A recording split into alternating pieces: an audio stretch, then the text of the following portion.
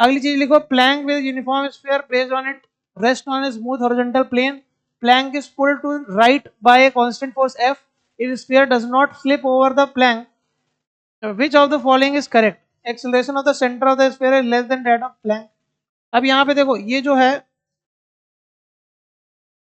यहाँ पे फोर्स लग रही है F, इस फोर्स की वजह से ये आगे जा रहा है, ये आगे जा रहा है। अगर ये इसको साथ में चलना है तो ये देखो, इनके बीच में जो कोएफिशिएंट ऑफ फ्रिक्शन होगा, रफनेस होगी, उसकी वजह से इस पर फ्रिक्शन लग रहा हो, है ना, उसकी वजह से फ्रिक्शन लग रहा हो, ठीक है। और फ्रिक्शन की वजह से ही इसमें एक्सेलरेशन आ रहा है ना, इसमें जो एक्सेलरेशन आ रहा है वो किसकी वजह से आ रहा है? फ्रिक्शन की वजह से।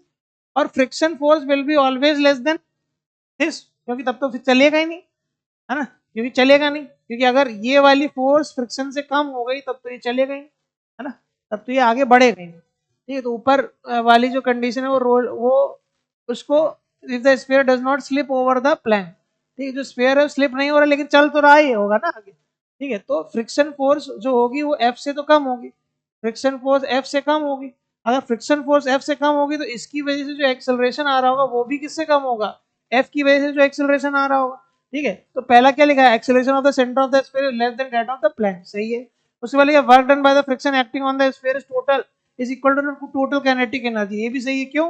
क्योंकि जो स्फीयर है उसमें सिर्फ क्या लग रही है? फ्रिक्शन लग रही है, और इसी की वजह से उस पर काइनेटिक एनर्जी आ रही है। इसका मतलब work done by friction acting on the sphere is equal to the total kinetic energy, ठीक है। उसके बाद लिखा है total kinetic energy of the system is equal to the work done by force, सही बात है, क्योंकि अगर इस फोर्स की वजह से टोटल काइनेटिक एनर्जी है सिस्टम की, क्योंकि फ्रिक्शन तो इंटरनल फोर्स है, इस पे इधर लग रहा है, इस पे इधर लग रहा है, जिसकी वजह से जो फ्रिक्शन की वजह से तो हम लोग नहीं कंसीडर करेंगे टोटल काइनेटिक एनर्जी। तो टोटल काइनेटिक एनर्जी वो किसकी वजह से होगी? कैपिटल F की वजह से। तो ये तीनों सही है, ये तीनों सही है, ए भी सही है, बी भी सही है, सी भी सही है, तीनों सही है।